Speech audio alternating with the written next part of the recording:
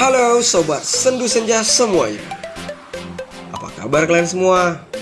Sehat-sehat terus ya sahabat.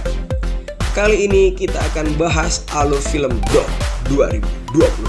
Check this out. Film diawali dengan scene yang memperlihatkan Jackson Briggs, mantan Angkatan Darat Amerika yang kini bekerja di restoran cepat saji. Namun ia merasa jenuh dengan pekerjaannya tersebut dan ingin kembali ke dunia militer. Namun cedera otak yang dideritanya membuat dia tak bisa diterima kembali untuk bertugas.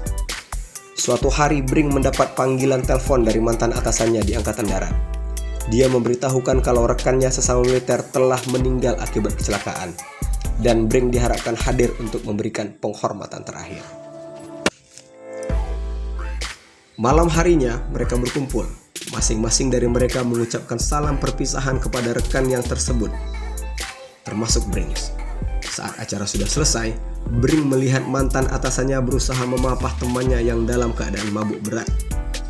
Dengan sigap, dia pun langsung membantu atasannya tersebut ke parkiran. Sambil berjalan, Briggs berusaha membujuk atasannya agar dia bisa ditugaskan kembali. Tapi lagi-lagi dia mendapatkan penolakan. Briggs pun memprotes keputusan atasannya itu dengan alasan masih banyak yang mengalami cedera seperti dirinya, tapi masih bisa kembali bertugas. Tetapi tanpa ada jawaban, sang atasan pun pergi meninggalkan Briggs. Pagi harinya, atasan Briggs kembali lagi ke tempat itu dan menemui Briggs yang masih tertidur pulas. Setelah berhasil membuat Briggs terbangun secara paksa, kemudian dia mengajak Briggs ke markas komando batalion. Dengan perasaan senang, Briggs segera menuju ke markas militer. Dia tak sabar untuk segera kembali bertugas. Namun semua itu di luar ekspektasi Briggs. Ternyata Briggs hanya ditugaskan untuk melakukan perjalanan darat sambil membawa anjing veteran Angkatan Darat dari Fort Lewis di negara bagian Washington ke Nogales, Arizona, tempat di mana mantan pawangnya akan dimakamkan. Sedikit informasi, anjing veteran militer berjenis Belgian Malinois bernama Lulu tersebut mengalami trauma berat sehingga tidak ada seorang pun yang bisa mendekatinya. Cerita berlanjut, Briggs dan anjingnya Lulu mulai berangkat menuju ke Arizona. Di perjalanan, Lulu terus saja membuat keributan sehingga membuat Briggs terpaksa harus membuka penutup mulut Lulu. Briggs kemudian memutuskan untuk refreshing sejenak dengan latihan menembak. Namun karena trauma otak yang dideritanya, Briggs sering gagal fokus dalam menembak. Setelah latihan dirasa cukup, Briggs kemudian kembali ke mobil. Tapi kemudian dia dikagetkan oleh Lulu yang sudah mengobrak-abrik mobilnya. Karena sudah putus asa dengan perilaku Lulu, Briggs pun memberikan obat penenang yang sudah dicampurkan dengan sosis. Tak berapa lama, Lulu pun tepar setelah makan sosis yang telah dicampur obat penenang itu. Dan perjalanan bisa kembali dilanjutkan. Saat malam hari, Briggs berhenti sejenak di sebuah pub. Di sana dia mencoba berbaur dengan orang-orang sekitar sambil berusaha mendapatkan teman kencan. Namun kebanyakan wanita yang diajaknya mengobrol, tidak ada satu pun yang tertarik padanya. Briggs pun kembali ke mobil untuk memeriksa keadaan Lulu. Di sana kemudian muncul dua orang wanita penyuka anjing. Setelah sedikit mengobrol, mereka kemudian meminta Briggs untuk mampir ke rumahnya. Singkat cerita, saat mereka sedang akan bermantap-mantap ria, mantap-mantap ria, Lulu pun terus membuat keributan dengan menggonggong, sehingga membuat seorang pria merasa terganggu dan bermaksud ingin membebaskan Lulu dari dalam mobil. Kemudian Briggs muncul memperingatkan pria tersebut dan menyuruhnya untuk menjauh dari mobil. Tapi pria itu bersikeras tetap ingin mengeluarkan Lulu lari dari dalam mobil dan menuduh Briggs telah melakukan penyiksaan terhadap hewan. Seketika pria itu melempar kaca mobil hingga pecah dan Lulu pun dengan cepat melompat keluar mengejar pria yang dianggap sebagai ancaman baginya. Beruntung Briggs dengan segera bisa mengamankan Lulu. Namun insiden tersebut memusnahkan kesempatan Briggs untuk bisa bermantap-mantap ria kembali. Keesokan harinya, mereka melanjutkan perjalanan kembali. Namun lagi-lagi Lulu kembali berulah. Kali ini Lulu nekat melompat keluar dari mobil dan berlari dengan kencang ke dalam hutan. Briggs yang panik langsung mengejar Lulu ke dalam hutan. Namun karena Lulu berlari dengan sangat cepat membuat Brinks kehilangan jejak.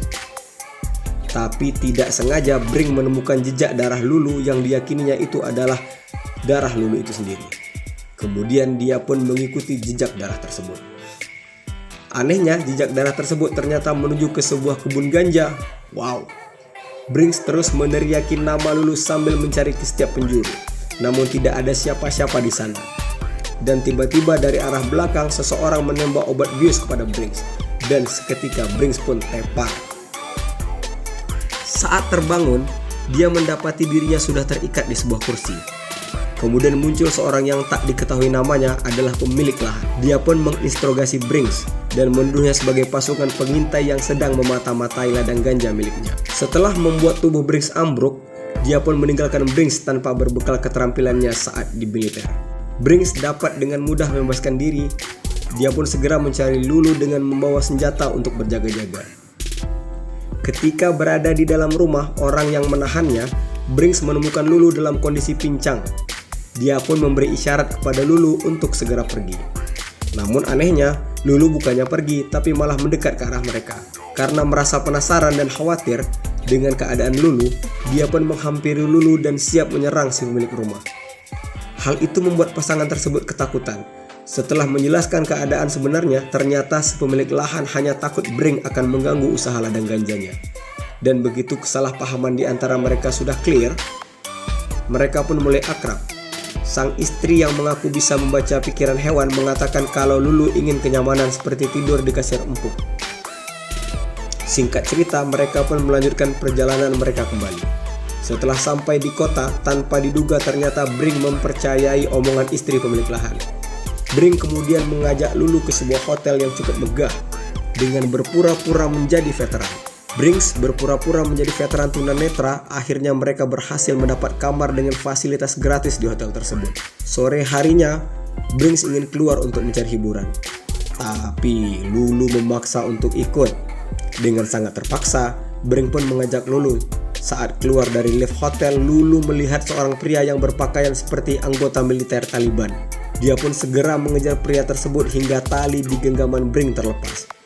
Brinks kemudian mengejar Lulu yang semakin dekat ke arah pria itu dan lupa bahwa dirinya sedang menyamar menjadi orang tunanetra. Lulu langsung menerkam pria berbaju putih tersebut dengan brutal. Dengan sigap, Brinks pun mengamankan Lulu. Dan seketika itu juga penyamaran Brinks terbongkar. Brinks pun ditangkap dan dijebloskan ke penjara. Saat diinterogasi, Brinks mengaku bersalah karena sudah membohongi pihak hotel. Tapi dia meminta agar anjingnya dapat dibebaskan. Karena pihak kepolisian terus menolak permintaan Brinks, akhirnya dia mengaku kalau dirinya dan Lulu adalah anggota militer Angkatan Darat yang sedang menjalani sebuah misi penting. Karena pertimbangan tersebut, akhirnya mereka pun dibebaskan. Mereka pun melanjutkan perjalanan. Setelah berbagai insiden yang mereka hadapi, Lulu terlihat mulai melunak dan jinak kepada Brinks. Mereka pun singgah sebentar ke sebuah rumah yang ternyata adalah kediaman mantan istri dan anaknya Brinks. Brinks bermaksud ingin mengunjungi anaknya dan memberikan sebuah hadiah. Namun ternyata mantan istrinya tidak menyukai dengan kunjungan Brinks ke rumahnya. Dengan rasa sedih, Brinks pun melanjutkan perjalanan dan singgah ke tempat saudara kandung Lulu yang diadopsi oleh rekannya Noah. Saat bertemu Noah, Lulu langsung memeluknya dan membuat Brinks heran. Noah yang mengerti kalau Brinks belum bisa mencoba menjinakkan Lulu mencoba untuk membantunya. Dia juga memberitahu kalau Nux juga pernah mengalami trauma seperti Lulu. Tapi Noah tidak pernah lelah untuk melatihnya setiap hari. Setelah dirasa cukup beristirahat, Brinks memutuskan untuk melanjutkan perjalanan mereka. Tapi sialnya mobil mereka berhasil dibobol oleh maling. Semua barang yang ada di dalam mobil habis digasak maling. Untungnya Noah dengan berinisiatif menyuruh Lulu mengendus kalung milik mantan pawangnya untuk melacak keberadaan barang-barang milik mantan pawangnya tersebut. Kemudian mereka menelusuri kota sampai ke pemukiman kumuh di bawah jembatan. Dan benar saja, Lulu berhasil menemukan barang-barang milik mantan pawangnya tersebut di sebuah tenda. Segera, Brinks mengambil kembali barang-barangnya serta seragam militer yang dikenakan oleh pelaku. Setelah berpamitan kepada Noah, mereka melanjutkan perjalanan. Tapi di tengah perjalanan mereka kembali harus mengalami kendala. Kali ini mobil yang mereka kendarai mogok. Mereka pun pergi untuk mencari pertolongan hingga ke sebuah bangunan. Tapi sialnya tak ada satu orang pun ditemui di sana. Brinks memutuskan untuk pergi dari tempat itu, tapi Lulu terus memberontak karena ketakutan oleh suara petir. Brinks berusaha menenangkan Lulu dengan memutarkan film dan membacakan sebuah puisi yang ditulis mantan pawangnya untuk Lulu. Saat pagi tiba, mereka melanjutkan perjalanan dengan berjalan kaki sambil terus meminta tumpangan kepada setiap mobil yang lewat. Hingga akhirnya ada sebuah mobil yang bersedia memberikan tumpangan kepada mereka. Di persimpangan jalan, mereka melanjutkan perjalanan dengan berjalan kaki karena mobil yang ditumpanginya berbeda tujuan. Setelah berjalan cukup jauh, Lulu mulai kelelahan. Brinks lalu menggendong Lulu karena tempat yang mereka tuju sudah cukup dekat. Singkat cerita, mereka pun tiba di sebuah lokasi pemakaman mantan pawang Lulu. Saat ikatannya dilepas, Lulu langsung berlari menuju ke area makam dan bersimpuh di atas makam mantan tuannya tersebut. Setelah prosesi pemakaman selesai, Brinks kemudian menyerahkan semua barang-barang milik rekannya dan segera pergi meninggalkan area pemakaman. Scene kemudian memperlihatkan Brinks dan Lulu yang sedang menepi di sebuah pegunungan. Brinks merasa sedih harus menerima kenyataan kalau nantinya Lulu akan dieksekusi mati setelah kembali ke markas militer. Brinks pun sempat menyuruh Lulu untuk pergi, namun Lulu tetap tidak ingin pergi darinya. Akhirnya, sesuai perintah, Brinks pun membawa Lulu kembali ke pangkalan militer. Dia pun menyerahkan Lulu kepada petugas yang ada di sana dan bergegas meninggalkan tempat itu. Namun Brinks tampak tidak tega melihat Lulu yang terus saja memberontak kepada petugas. Dia pun memutuskan untuk kembali dan membawa Lulu. Di akhir film, Brinks kemudian berhasil mendapatkan izin untuk mengadopsi Lulu. Kehidupannya pun tampak lebih menyenangkan dengan kehadiran Lulu. Film pun habis sampai di sini.